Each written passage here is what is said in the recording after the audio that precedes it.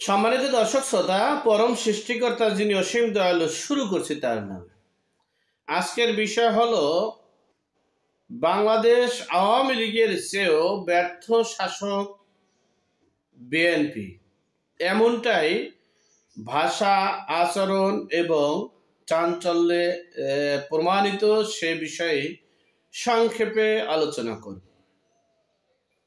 আপনারা দেখেছেন মির্জা ফখরুল ইসলাম আলমগীর বাংলাদেশ থেকে 10 দিনের সফরে লন্ডনে গিয়েছেন, যেখানে অলিখিত অর্থাৎ আমাদের ভবিষ্যৎ প্রধানমন্ত্রী তারেক রহমানের সান্নিধ্য লাভ করে কথাবার্তা বলে তিনি দিক নির্দেশনা, প্ল্যান, পরিকল্পনা নিয়ে বাংলাদেশে এসেছেন। এসেই তিনি আন্তর্জাতিক বিমানবন্দরে এসে প্রথম বক্তব্য রেখেছেন। নাহিদ ইসলাম যে কথাটা বলেছেন যে রাজনৈতিক নেতারা আমাদের সংস্কার করতে দেয় না, আমাদের উপদেষ্টাদেরকে ব্যর্থ করার চেষ্টা করছে, সেই প্রসঙ্গে বিভিন্ন কথাবার্তা হয়েছে এবং ডক্টর মোহাম্মদ ইউনূসকে মানে স্বার্থহীনভাবে নির্দ্বিধায় সকলে একনিষ্ঠভাবে সমর্থন দিয়েছে, তেমনটাই বলেছেন মির্জা ফখরুল ইসলাম আলমগীর। মির্জা ফখরুল ইসলাম আলমগীর আরো বলেছেন যে রাজনৈতিক দলগুলো ছাড়া সংস্কার করা সম্ভব নয়, তাই নির্বাচনী পরিবেশ করার জন্য সংস্কার করে যতটুকু সম্ভব দরকার করে দ্রুত নির্বাচনের রোডম্যাপ এবং নির্বাচন দিন। এরপরে জনগণের প্রত্যক্ষ ভোটে যারা নির্বাচিত হবেন তাদের কাছে ক্ষমতা হস্তান্তর করুন। সেই মতামত ব্যক্ত করেছেন মির্জা ফখরুল ইসলাম আলমগীর। সেই কথার প্রসঙ্গে আমাদের বন ও পরিবেশ বিষয়ক মন্ত্রণালয়ের মন্ত্রী, সুযোগ্য, মিষ্টিভাষী, দক্ষ এবং বাংলাদেশের জন উপদেষ্টা পরিষদের মধ্যে জনপ্রিয় মন্ত্রী জনাবা রেজওয়ানা আপা, তিনি বলেছেন যে মির্জা ফখরুল ইসলাম আলমগীর যে কথাগুলো বলেছেন সেটা হচ্ছে অন্তর্বর্তীকালীন উপদেষ্টারা সংস্কার করতে পারবে না রাজনৈতিক সরকার ব্যতিরেকে। এটা বলায় তিনি বলেছেন যে আপনারা অন্তর্বর্তীকালীন সরকারকে শেখ হাসিনা বাতিল করেছে, সেটাকে আপনারা পুনর্বহাল করতে চান কেন? এরপরে বলেছেন যে আমাদের অন্তর্বর্তীকালীন বা আমাদের দরকার নেই বা সংস্কার করতে পারবো না, তাহলে কেন আমরা এখানে বসলাম? এরপরে বলেছেন গত 15 বছরে আপনারা যেটা পারেননি, ছাত্ররা আন্দোলন সংগ্রাম করে বিপ্লব করে প্রাণ দিয়ে এই অর্জন করেছে। সুতরাং এই অর্জনটা এজন্য করেনি যে আবার একটা নির্বাচন দিয়ে অন্য একটা শাসকের কাছে ক্ষমতা হস্তান্তর করার জন্য।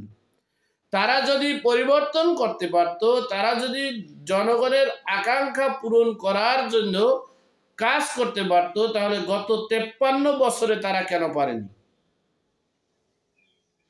এমনকি উপদেষ্টা নাহিদ, উপদেষ্টা মাহমুদ সজীব ভুঁইয়ার কণ্ঠে কণ্ঠ মিলিয়ে বলেছেন যে আমরা একটা সরকারকে পতন করে আর একজনকে এক স্বৈরাচারকে পতন করে আর একজনের কাছে দিতে পারি না। তারা বুঝাতে চেয়েছেন, বা তাদের ভাষা আমরা বা যারা একটু সচেতন তারা বুঝতে পেরেছে যে স্বৈরশাসক চলে গেছে তার চেয়েও নাকি বড় স্বৈরশাসক বিএনপি। এমনটাই তাদের বাক্য, মতামত, উক্তি এবং মিডিয়ার সামনে বলার মাধ্যমে প্রকাশিত হচ্ছে। রেজওয়ানা আপার কথা বিশ্লেষণ করলে বোঝা যাচ্ছে যে আপনারা 53 বছরের সংস্কার করতে পারেননি। যেহেতু আমাদের সংস্কারের দায়িত্ব দিয়েছেন, আমরা যেহেতু সংস্কারের দায়িত্ব নিয়েছি, আমরা আমাদের মতো করে দেশটা যাতে একটা সুশৃঙ্খলভাবে সংস্কার করে এরপরে আমরা নির্বাচনী পরিবেশ করব। আপনারা যদি সংস্কার পারতেন তাহলে গত 53 বছরই করতেন, আমাদের প্রয়োজন হতো না, আর সংস্কার কথাটা উচ্চারণও হতো না। আপনারা যদি স্বৈর শাসকের পতন করতে পারতেন, অর্থাৎ শেখ হাসিনাকে যদি আপনারা পতন করতে পারতেন, গত 15 বছরে আপনারা পারেন নাই কেন?